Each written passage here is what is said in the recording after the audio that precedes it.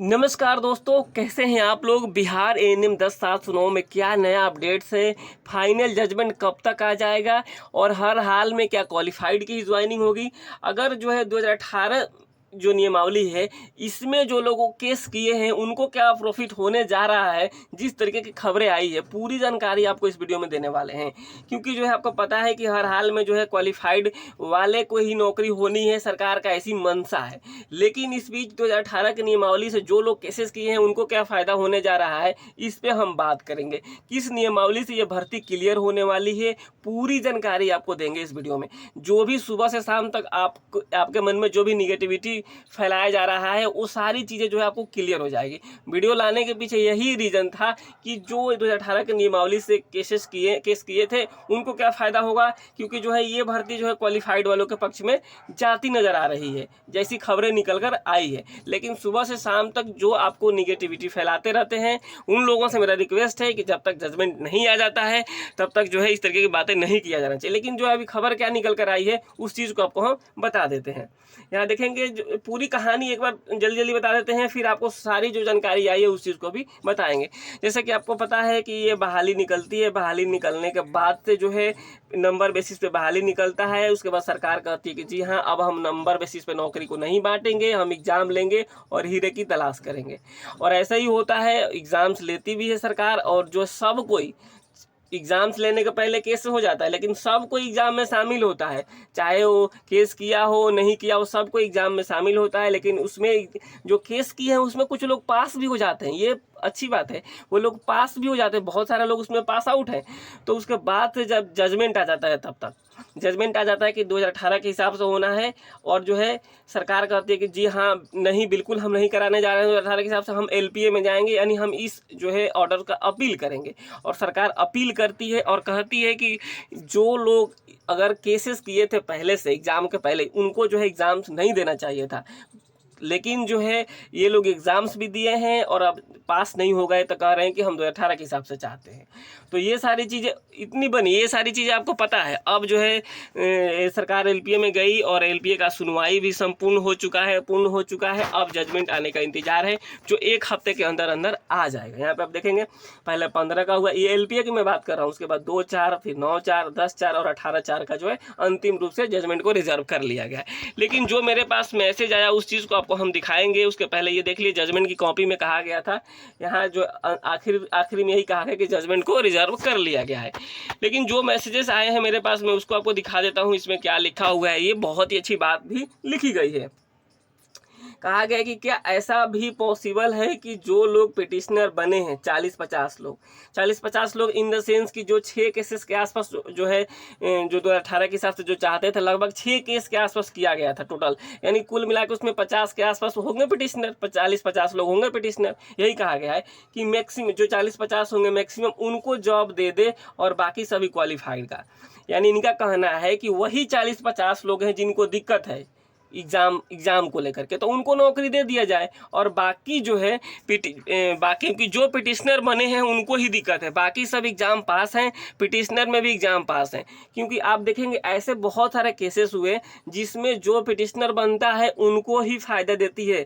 कई बार जो ऐसा सुप्रीम कोर्ट में देखने को मिला है। अभी एक झारखंड का केस आप देखेंगे, उसमें जो लोग पिटिशनर बने थे ना उन्हीं को राहत दिया गया।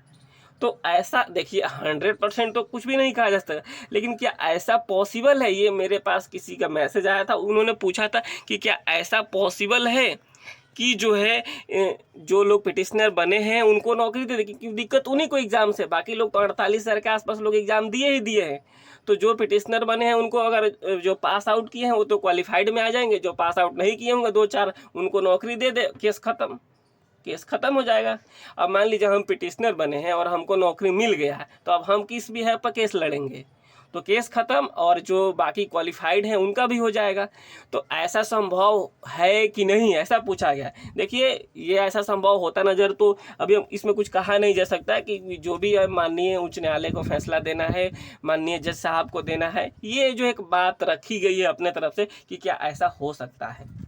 तो ये जो मेरे पास मैसेजेस आए थे वो मैंने आपको दिखा दिया, सुबह सुबह ही आया था ये। तो ये इसमें यही बात कहा गया है। तो ऐसा हो सकता है, नहीं हो सकता, अभी कुछ कहा नहीं जा सकता है। लेकिन देखिए जिस तरीके से क्वालिफाइड वालों की तैयारी थी, देखिए तैयारी दोनों के तरफ से हुई है, चाहे वो 2018 के नियमावली से चाहते हों, वे लोग भी तैयारी किए हैं, और जो चाहते हैं कि इस ज़माने में, इस दौर में जो है बिना एग्ज़ाम लिए नौकरी नहीं होना चाहिए। आपको पता है कि जैसे बड़े शहरों में आप अपने बच्चे का एडमिशन करवाने जाते हैं ना, तो बच्चा का एडमिशन होता ही होता है, यहाँ तक कि जो है मदर एंड फादर का इंटरव्यू होता है। कई जगह तो आपसे लिखवाया भी जाता है कि मम्मी पापा उसके पढ़े लिखे हैं कि नहीं, मम्मी पापा जानकार हैं कि नहीं, तब बच्चे का एडमिशन हो जाता है। आपको सुन के थोड़ा अजीब लगेगा या लगेगा कि गलत है, जिनके मम्मी पापा नहीं पढ़े हैं क्या उनके बच्चे नहीं पढ़ पाएंगे, लेकिन ऐसे नियम हैं। देखिए ऑफिशियल नियम नहीं है, लेकिन ऐसा जो मुझे पता है ऐसे नियम हैं। दिल्ली जैसे शहरों में भी है ऐसा नियम कि जो है मम्मी पापा का इंटरव्यू होता है कि अगर ये बच्चा हमारे स्कूल में आ रहा है तो इसके घर में कोई ऐसा एजुकेटेड पर्सन होना चाहिए जो उसको सही तरीके से किस तरीके से पहनाना है, किस तरीके से खिलाना है, हर चीज़ जो है होमवर्क को लेकर के सारी चीज़ें वो कर सके। तो आप ही खुद से सोचिए कि आज के इस दौर में जहाँ एडमिशन के लिए एग्ज़ाम देना पड़ता है, वहाँ जो है नौकरी मिलना संभव नज़र आता है। हम किसी के ऊपर जो है ऐसा कमेंट नहीं कर रहे हैं, लेकिन जो समाज की जो स्थितियाँ है, जो आज की परिस्थिति है, उसके हिसाब से मैं देखा हूँ कि जब एग्ज़ाम्स था यही ANM 10/7/9 का, उस टाइम जो है वही लोग नोट्स बेच रहे थे कि मेरे नोट्स से ना सब पे सारा प्रश्न आने वाला है, पैसे कमा लिए उन्होंने। और आज जब नौकरी की बारी आती है तो कहते हैं कि जो है नंबर बेसिस पे हो जाना चाहिए। तो मैं इस पे अब ज़्यादा नहीं जाना चाहता हूँ कौन क्या कहता है नहीं कहता है। मेरा वीडियो बनाने का मतलब था जो बातें थी मैं बता दिया, और जो निगेटिविटी फैलाई जा रही है आप लोगों के बीच, मैं सोच रहा हूँ कि उसको थोड़ा सा कम किया जाए, क्योंकि एक ही जो है टाइप के वीडियोज आते हैं उसमें परेशान किया जाता है। जो भी क्वालिफाइड हैं, संविदा हैं, जो भी एग्ज़ाम पास किए हैं उनका नौकरी होता नज़र आ रहा है, लेकिन इसमें क्या होगा नहीं होगा अभी जो है कुछ कहना जल्दीबाजी होगा, क्योंकि अभी सब कुछ जो है कोर्ट में चला गया है और जो है इस फैसला आना बाकी है।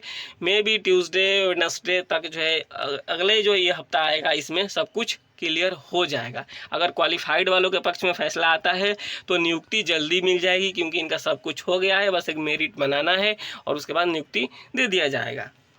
तो देखिए अगर क्या होता है नहीं होता है इसमें थोड़ा कहना जल्दीबाजी होगा, लेकिन सबकी तैयारी पूरी है। तो जो भी क्वालिफाइड हैं, चाहे वो संविदा वाली हो चाहे वो फ्रेशर हो, आप लोग परेशान नहीं होइए।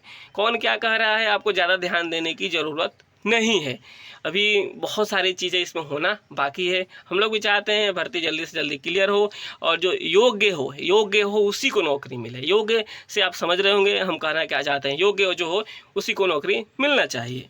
फिलहाल इस वीडियो में इतना ही, बाकी कोई और अपडेट्स आता है, किसी तरीके की और बात होती है तो जो है आप के सामने वीडियो आएगी, अन्यथा जो है फाइनल जजमेंट के बाद ही आएगा। जो भी अपडेट होगा आपको बताया जाएगा। अगर आप हम ग्रुप से जुड़े होंगे, कई लोगों के मैसेजेस आते रहते हैं कि क्या होगा भैया क्या होगा भैया, कुछ इसमें इंटरनली है क्या है नहीं। देखिए ऐसा कुछ नहीं है, जो भी होगा फैक्ट चीज़ें होगी उसी के ऊपर जो है जजमेंट आने वाला है।